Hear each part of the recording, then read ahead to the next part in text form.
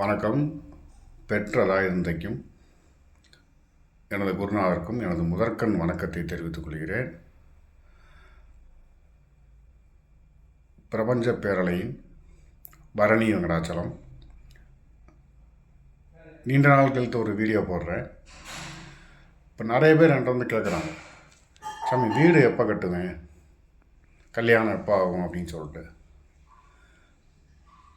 ஒரு சின்ன விஷயந்தான். வீடு கட்டுறீங்க அப்படின்னா, வீடு கட்டணும் செய்யணும், அந்த அமைப்பு வரணும் அப்படின்னா முதல்ல நீங்கள் வந்து பிரபஞ்சத்தோடு வந்து நீங்கள் வந்து கனெக்ட் ஆகணும்.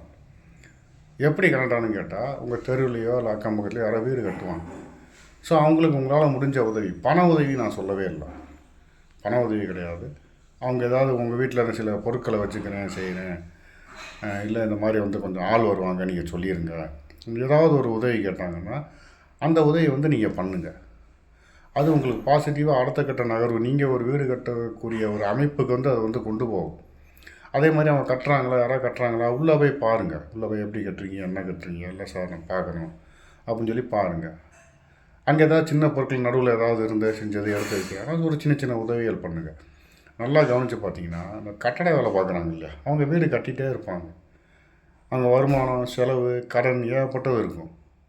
ஆனால் அவங்க பார்த்தீங்க அப்படின்னா சொந்தமாக ஒரு சின்ன ஒரு குடிசை வீடாவது கட்டிடுவாங்க.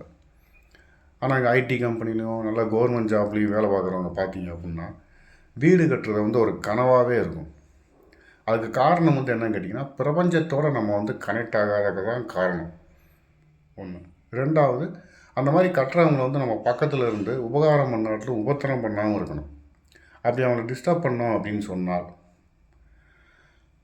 நியாயமில்லாத முறையில் நம்ம வந்து டிஸ்டர்ப் பண்ணோம், அதுக்காண்டி நம்ம வீட்டில் சேர்த்து அவங்க கட்டுறாங்கன்னா அதை சொல்ல வரல. ஒரு பொறாமையில் வந்து நம்ம அவங்கள வந்து டிஸ்டர்ப் பண்ணோம் அப்படின்னா அது வந்து உங்களுடைய அடுத்த கட்ட வளர்ச்சி, அடுத்தடுத்து வீடு வாங்குறதுக்கோ செய்கிறதுக்கோ அதை தடுத்தாலும் பரவாயில்ல, அதுவும் கொஞ்சம் தடைப்படும். அதை தவிர உங்கள் வீட்டில் வரும் சந்ததியரில் ஏதாவது பெண்ணுக்கோ ஆணுக்கோ திருமணம் நடக்காமல் அது வந்து தடைப்படும். அதுக்கும் ஒரு காரணமாக வந்து அமையும் இந்த விஷயங்கள் வந்து. நீங்கள் கேட்கலாம், திருமணத்துக்கும் வீடுக்கும் என்ன சம்மந்தம் அப்படின்னு சொல்லி கேட்கலாம். திருமணத்துக்கும் வீடுக்கும் சம்மந்தம் இருக்குது. ஒரு கல்யாணம் ஆச்சு அப்படின்னா அந்த பெண் வந்து ஒரு புது வீட்டுக்கு குடிவராளி, அதுவும் கிரகப்பிரவேசம் தானே. அந்த பையன் இன்னொரு வீட்டுக்கு புதுசாக ஒரு பர்சனாக புது வீட்டுக்கு போகிறான் இல்லையா, மாமனார் வீட்டுக்கு, அதுவும் கிரகப்பிரவேசம் தானே. ஸோ அதுவும் தடைப்படும்.